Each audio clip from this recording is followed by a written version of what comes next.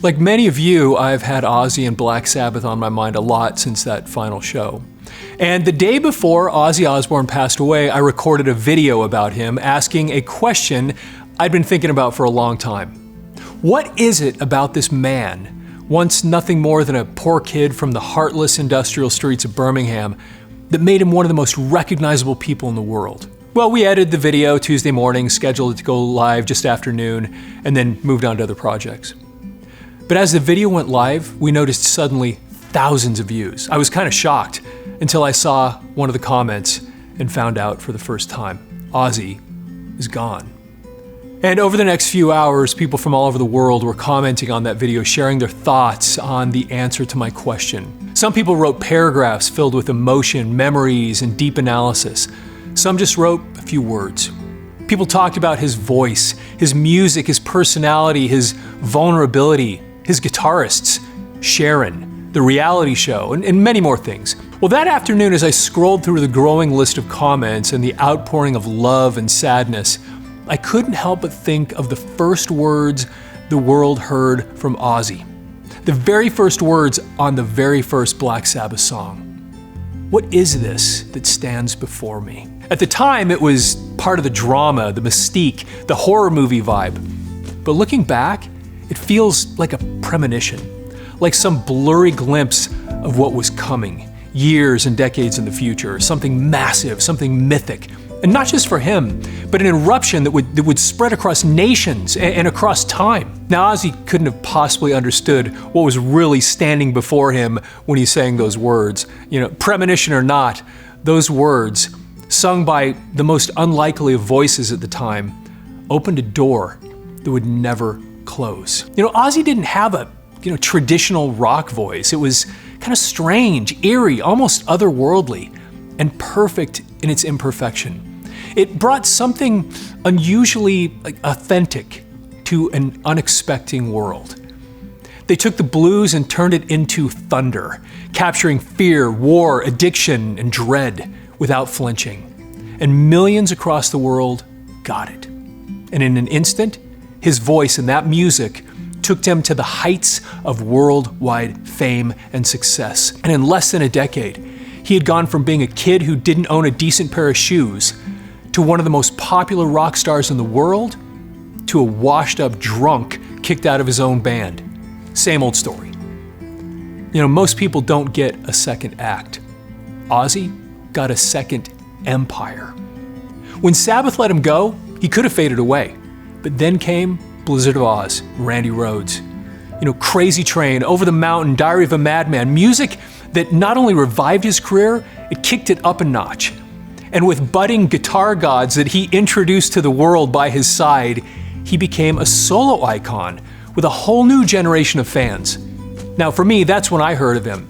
Kids in school writing his name on their notebooks, chalkboards, their hands and arms, wearing shirts and jackets emblazoned with his image and name. Ozzy was the voice for the weird kid in the back of the room.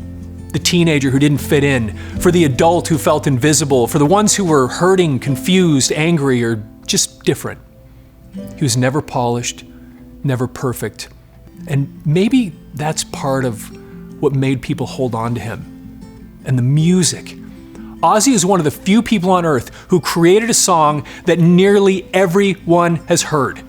After watching a few of our videos last week, my mother called me and said, "I don't think I've ever heard any of Ozzy's music." So I sent her a link to Crazy Train, and of course she answered, "Oh yeah, I've heard that." Crazy Train isn't just a metal anthem, it's a part of global culture. You hear it at sporting events, in nightclubs, played in cover bands, used in commercials, broadcasts, remixes. It never goes away. And that song is unique in a way that most people never notice. Because it does something truly rare in popular music, something that most people can't or won't try. You see, it switches between major and minor keys several times in the song. It's so subtle and so seamless, you almost don't notice. That subtle shift, positive and negative, light and dark, oddly mirrors the man who brought it to the world. And like him, represents all of us in some small way, the dichotomy we all have inside. And that dichotomy was part of a broader Ozzy mythology that started with bats and doves. You know, even those animals side by side perfectly represent him. As his career progressed, there were moments when he seemed like a cartoon, too bizarre to possibly be real. But there was also pain, honesty, fragility. He talked openly about addiction, about his personal demons, about fear. And in doing that, he gave others permission to be honest too. One of the most famous and successful men in the world seemed like one of the most common. Ozzy's concerts brought that paradox to life. The music was filled with that alluring dark energy, but the vibe in the arena, it was joy. Pure, manic, electric joy. He would pace the stage like a madman. He'd put his mic on and off the stand, it seemed, 20 times a minute. He'd bounce, shout, clap his hands, throw buckets of water on the crowd. He couldn't sit still, and he didn't want you to either. All night long, he'd yell, "Let me see your hands," clap, scream, go crazy. While ministers were outside his concerts warning people not to go in, inside, there was a revival. A time to let go of your inhibitions and enjoy the unique collective energy that only he could create. And then, something no one could have imagined. He moved seamlessly and inexplicably from scaring parents in the 80s to being invited into their living rooms just over a decade later. The Osbournes turned him into an unlikely TV dad, and people loved him even more for it. The old audience and a whole new audience, and the connection grew. This time, a generational connection.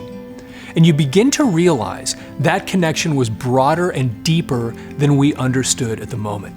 Because behind the flaws, the imperfections, the strange behavior, there was love. You see, he didn't wait until the end of his shows to say, "We love you," like most performers. He shouted it in between songs, in the middle of guitar solos, during the loudest riffs, "I love you all." And the thing is, he meant it. It wasn't performative. It wasn't a routine part of the script for the concert. It was his kind of unique hymn of acceptance. In the middle of all that darkness, he was shining something bright. This strange, broken, beautiful man telling a whole arena of outsiders that they mattered, that they belonged. And then that final show. He couldn't pace the stage anymore. He couldn't lift buckets or move from one end of the platform to the other. You could feel his frustration. But even though he couldn't, I think all of us who watched it could see it anyway. Ozzy was a walking contradiction, a madman and somehow entirely sane, drunk and sober, chaotic and still, part of the elite yet perfectly common. He was a millionaire who never stopped talking like a working class kid from Birmingham. A devil on stage with a heart full of love. He terrified parents and became America's most unlikely TV dad. He sang of war, death, and fear, and then kissed Sharon on the forehead and told his fans he loved them. At times, he was lost and damaged, and he didn't hide any of it. And maybe that's why people trusted him. He didn't pretend to be perfect. He just kept showing up, broken, wild, hilarious, emotional. His imperfections weren't flaws, they were features. But his real legacy is the people, the fans, tens of millions of us who felt like misfits, who found meaning in his music and in his story. He not only showed the world you could fall down and get back up again, but he showed them you could fall down again and get back up again, over and over. Just keep moving. And if you do, there's a throne waiting for you. You know, as the days passed after his death, the initial premise of that first video I posted became more obvious than ever. Everyone, young and old, rich and poor, east and west, had heard of him. And that odd name, Ozzy, was suddenly on the lips of hundreds of millions of people across the world. And it occurred to me, his final purpose may have been one that nobody would have ever expected. In our time when the world feels fractured, where everyone lives in their own echo chamber, follows their own tribe, consumes their own customized news feeds, we've lost something. a sense of unity, something that can only come from collective experience. Those rare, almost sacred moments when the entire world seems to pause and feel something together. They're hard to come by these days. And who could have ever expected that this unusual, unlikely man would give us one of those moments? One that was different and strangely personal. When the news broke that Ozzy Osbourne had passed away, something strange happened. The world paused. People everywhere stopped scrolling. And for just a moment, we were united, not in outrage, not in argument, but in memory. And it didn't matter how you knew him, whether he was the Black Sabbath frontman, the solo artist, the MTV dad, the TikTok meme, or just the guy your older brother used to blast through the walls. We all knew him. And for one fleeting moment, we all kind of got it. And that phrase he probably shouted 10,000 times, "I love you all," takes on new meaning as I personally look back at the insecure kid I was. That whoever you are, you're a child of God with value and purpose. You matter and you belong. He wasn't perfect and we may never know why, but in this moment, he became the focal point of that collective experience, reminding us that for all of our differences, we are not as far apart as we think.